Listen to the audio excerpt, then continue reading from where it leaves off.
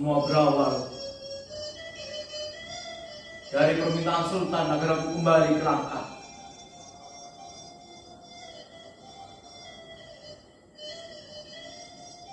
Suratnya ringkas,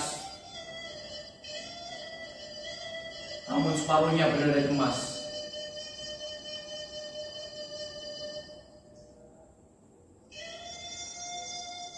Dunia sedang berubah. Negeri sedang bergelora menuju ke pemerintahan yang demokratis.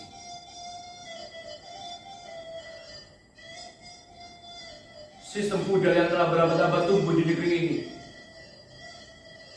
satu persatu hancur.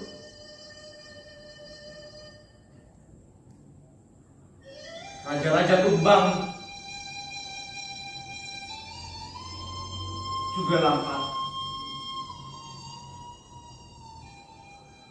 Kerajaan kecil di Sumatera Timur itu perlahan-lahan memenuhi kehancurannya.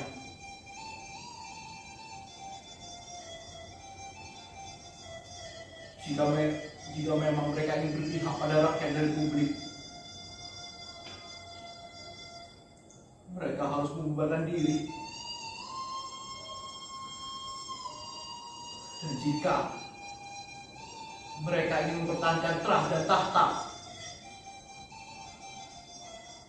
mereka harus rela menjadi boneka Belanda yang tetap kembali setelah Jepang menyerah.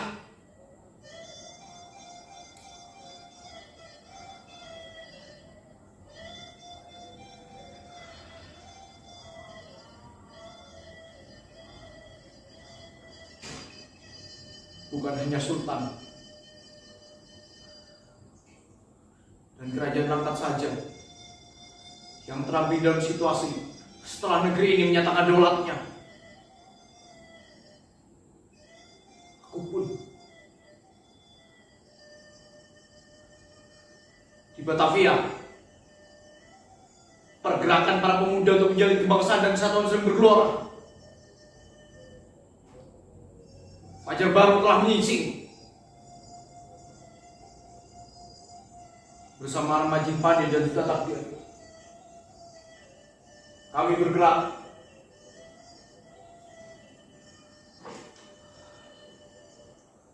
dengan pena dan kata-kata, dengan risalah-risalah, roman, sajak,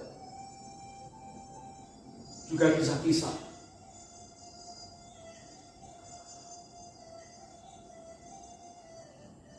Bahasa Melayu baru harus menjadi pelekat seluruh bangsa. Tapi pergerakan kami tak luput dari pengawasan pemerintah Hindia Belanda.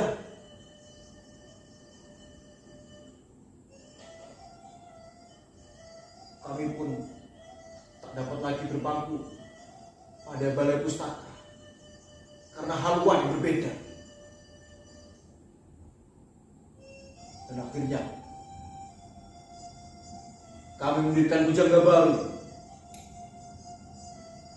majalah perjuangan yang harus kami biayai sendiri.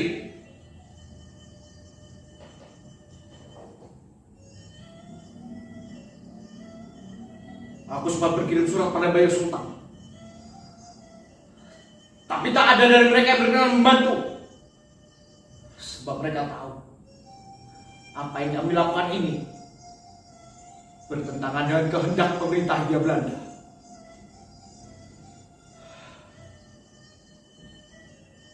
Dan Sultan meminta aku kembali ke Langkat karena dua alasan.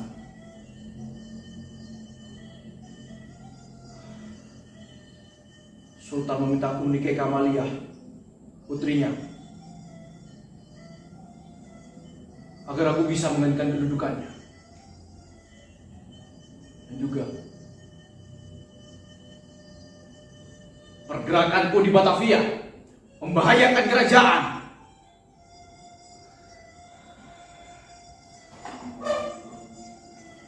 Aku tak mungkin menolak permintaan Sultan, karena bersekolah di Batavia dan melakukan apa yang seharusnya aku lakukan untuk negeri ini.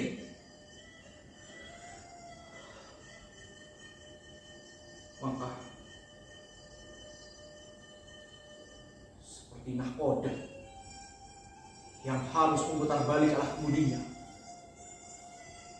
aku tinggalkan Batavia, melupakan pulau-pulau indah yang sudah ada di depan mataku. Aku tinggalkan Arnici yang sudah takdir, tinggalkan Ilik, kekasih yang amat kucintai. Ku tampik tawaran Purwo Darminto untuk menggantikannya mengajar bahasa Indonesia di Jepang.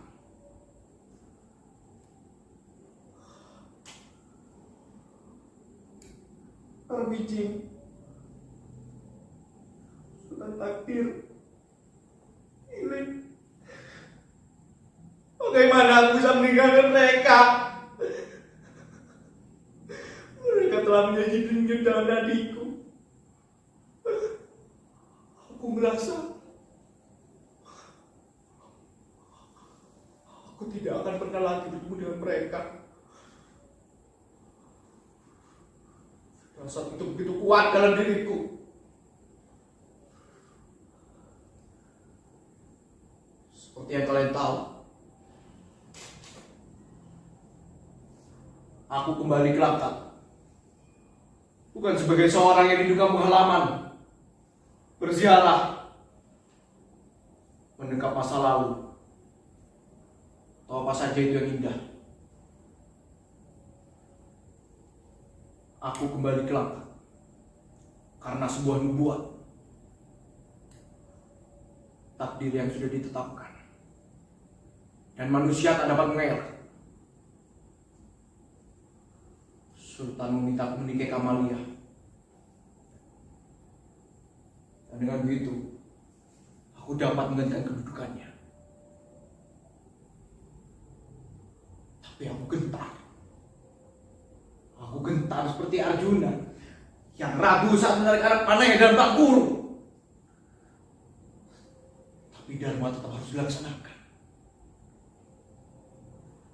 Orang menjadi mulia saat ia melaksanakan apa yang menjadi kewajibannya. Menggantikan kedudukan Sultan Langkat bagiku seperti menarik anak panah dan kecamuk yang memisahkanku dari rakyat yang amat kucintai. Tapi Arjuna berdiri di atas bagian kuku. Setidaknya di hadapan para dewa.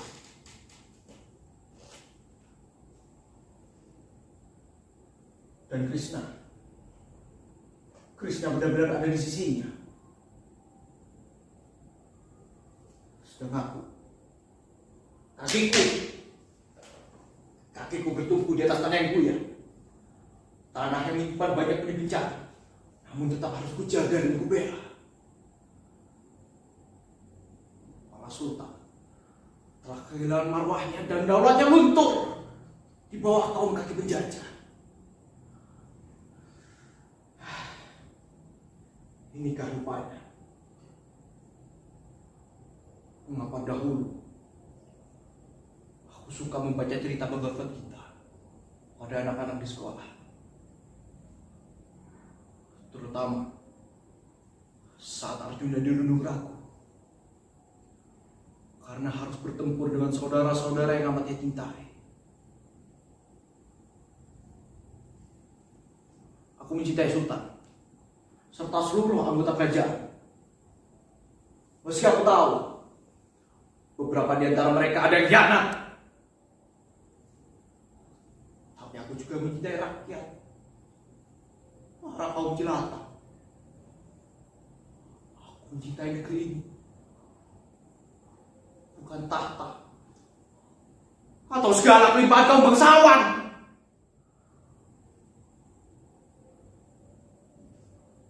Maka anak panah itu tak tertarik, sebab yang ada di hadapanku adalah diriku sendiri, rakyat yang amat aku cintai.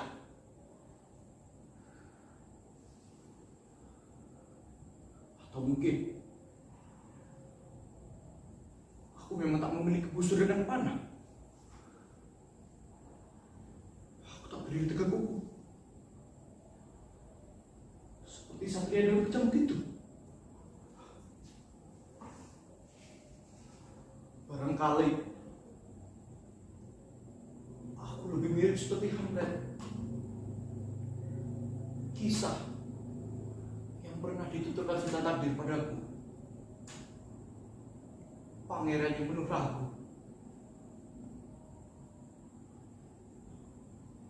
Tidak, aku bukan Hamlet. Aku Amir, Tengku Amir Hamzah, putra Tengku Muhammad Adil, putra lengkap. Aku seperti Arjuna yang telah menerima dharma dan karma tanpa anak dan busur panah. Aku mencintai bangsa ini. Aku mencintai kebaikan dan kebenaran. Meski terkadang keduanya tak saling seiring dan acap kali berbenturan.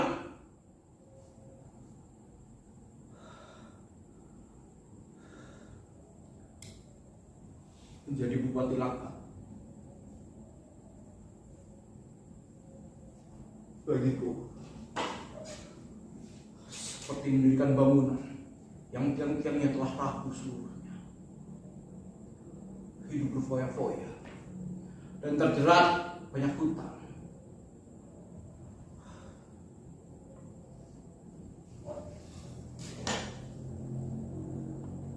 Hari itu 3 Maret 1946. Semua orang telah berkumpul sejak pagi. Semua mendengar bahwa Belanda akan datang lagi. Kaum kulit putih yang menjadi tuan dan juru selamat para bangsawan di negeri ini. Para bangsawan yang telah hidup berjaya atas kemelaratan dan kecompang-campingan hidup kami. Mereka bangun istana-istana mereka. Mereka limpahi diri istri dan anak mereka dengan harta. Mereka bagus dan cukupkan segala kebutuhan hidup mereka atas suburnya kebun-kebun tembakau. Kebun tembakau yang kami tanam dan kami jaga dengan tangan yang kurus dan putaran.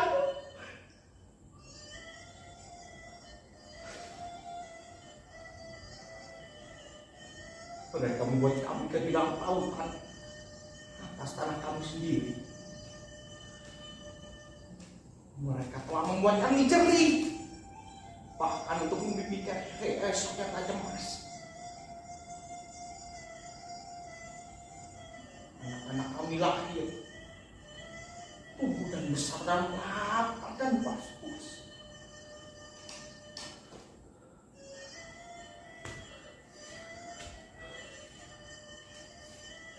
Sedang anak-anak mereka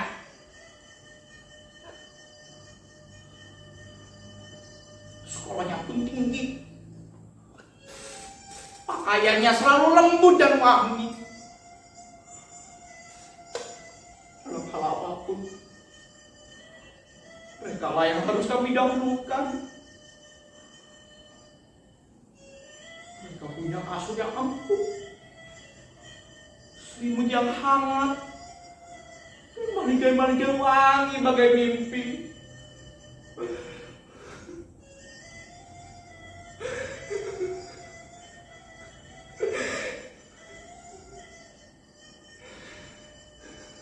Sedang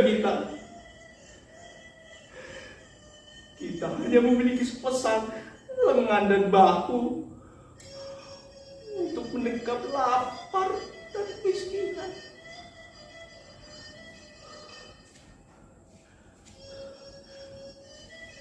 Kami simpan mimpi-mimpi kami di dalam perut yang dikoyak oleh penderitaan.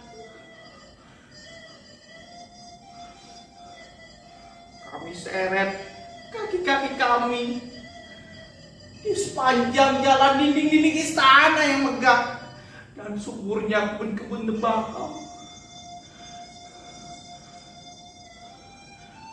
Sudah mereka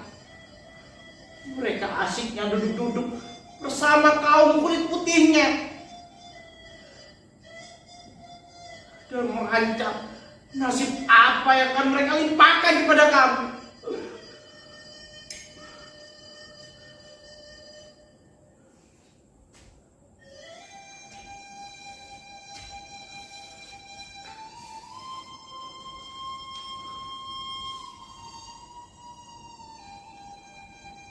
Tuanku yang mulia, betapa marahnya kami saat itu, betapa murkanya kami.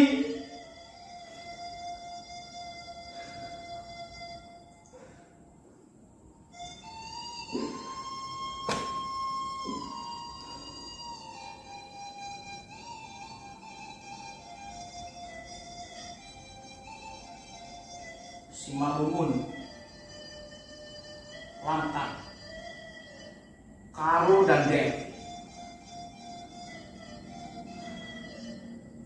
Kesanalah kami mencarimu, Tuhan. Beberapa dari kalian memang kami tangkap, kami lenyapkan. Mungkin kalian mengengkang keji, tak berperasaan, dan menistakan segala kebajikan. Kebajikan yang menjadi topeng kalian untuk menistakan kami.